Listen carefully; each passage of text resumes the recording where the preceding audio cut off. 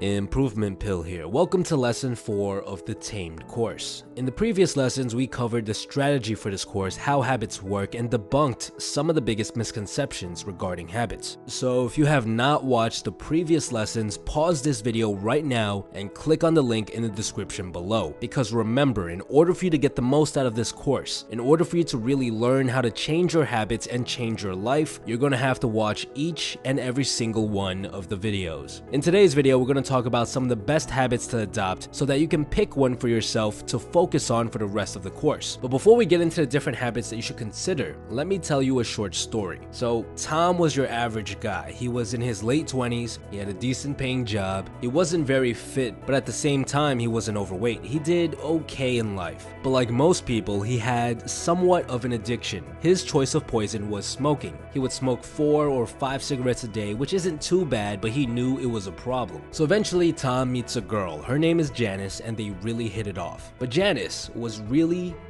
against smoking and wanted Tommy to quit. Tom was in love and he knew that she was right, so he decided to give it his all and quit for good. The quitting process wasn't too bad for Tom. It took him a while, but after a year, he was able to quit smoking for good. But that wasn't the only thing that changed about Tom. He started going to the gym, he managed to lose some weight and put on some muscle. He also started reading a bit more. His relationship with his coworkers and boss improved and he got a promotion for the first time in 5 years. Stories like this are very common. Researchers have observed time and time again that when someone overcomes a bad habit or starts forming a new one, a whole slew of other good habits come with it. They named this sort of habit a keystone habit, a single habit that causes you to adopt multiple other good habits and change your life. The reason I'm telling you this story is because today you're going to pick a habit to focus on for the rest of this course. And the 3 habits that I'm going to show you are 3 of the most powerful keystone habits out there. These habits have the highest chance of drastically changing your life.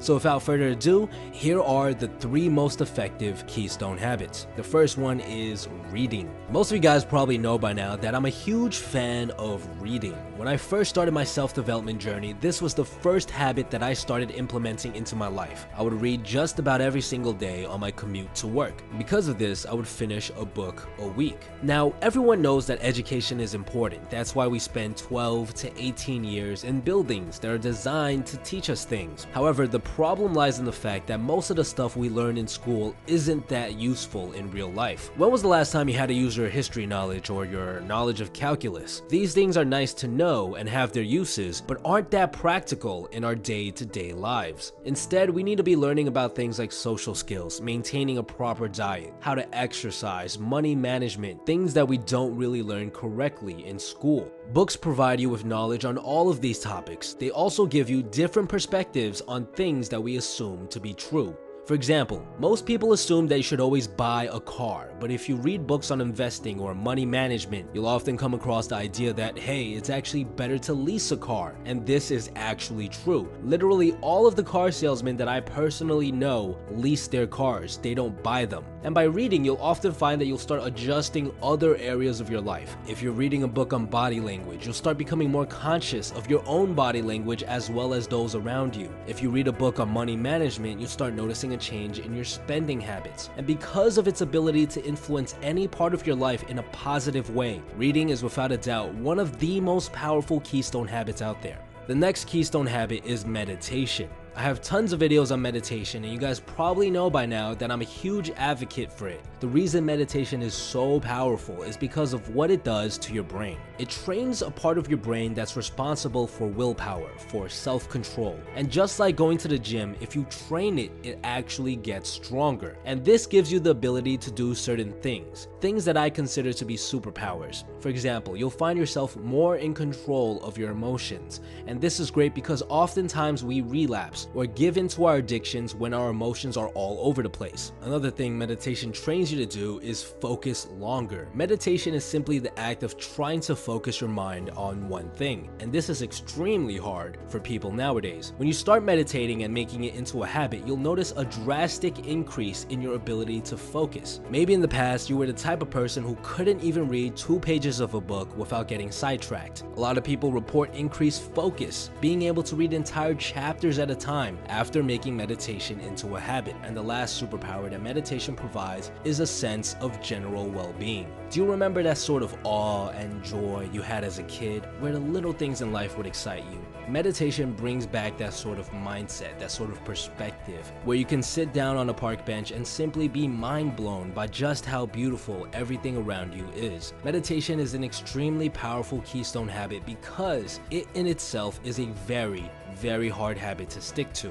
But if you can make it into a habit that you do automatically every day, that means your levels of willpower have skyrocketed dramatically, and adopting other habits will become a piece of cake. The third and final keystone habit that we're going to speak about today is fitness, and this includes everything ranging from running to lifting heavy weights to doing calisthenics. Fitness is an extremely powerful keystone habit because of its intimate relationship with diet. Researchers have found that most people who start sticking to a fitness regimen will often find themselves adjusting their diet as well, even if they're told not to. It makes sense because if you're working your ass off at the gym, you're less likely to consume junk food right after because it quote-unquote undoes all of your hard work. And because these two habits basically come in a package together, it requires a lot of willpower to maintain. So if you can successfully make them into full-fledged habits, you'll be able to take on smaller habits with ease.